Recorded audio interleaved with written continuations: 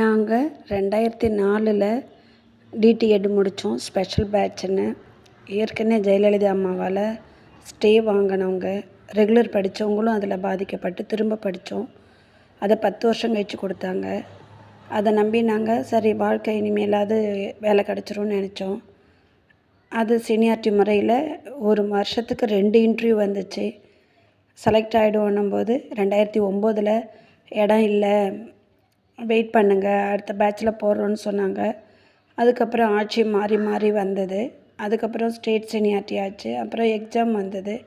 எங்களுக்கு எங்கள் கூட படித்தவங்க எல்லாருக்குமே 80% கொடுத்துட்டாங்க.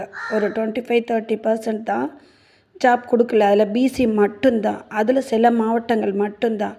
கோர்ட்டு கொடுக்க சொல்லியும் என்சிஆர்டி நாம்ஸ் எல்லாமே இருந்தும் செலெக்ஷன் ஆகியும் எங்களுக்கு தரல. இது நடந்த விஷயம் எல்லாம் செங்கோட்டை ஐயாவுக்கு தெரியும், அந்த மினிஸ்டருக்கு தெரியும். ஆனால் யார்கிட்டையும் போய் நாங்கள் எதுவும் கேட்க முடியாது. சீனியாரிட்டி முறையிலையும் இதை கருணை அடிப்படையிலையும் எங்களுக்கு இவ்வளோ நாள் காத்திருந்ததுக்கு எங்கள் கூட படித்தவங்க எல்லாருமே ஜாப்பில் இருக்காங்க. ஒரு 20%, ஒரு 500 பேர் 1000 பேருக்குள்ளே தான் இருப்பாங்க. அவ்வளோ கூட இருக்க மாட்டாங்க.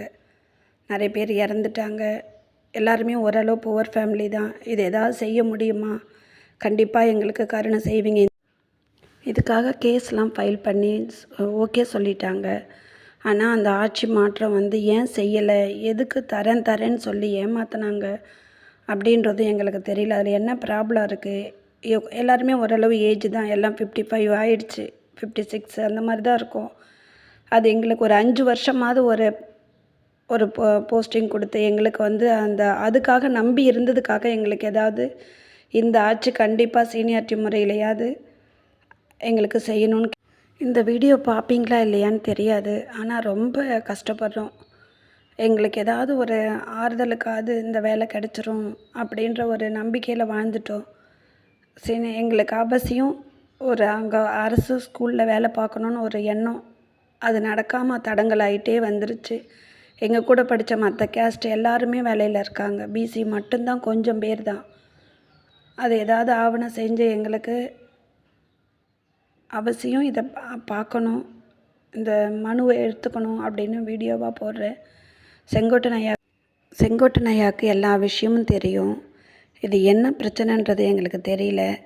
ஆனால் தரேன்னு சொல்லி கடைசி வரைக்கும் ஏமாற்றிட்டாங்க. எங்களுக்கு ஒரு அமௌண்ட்டாவது கொடுத்தா கூட பரவாயில்ல.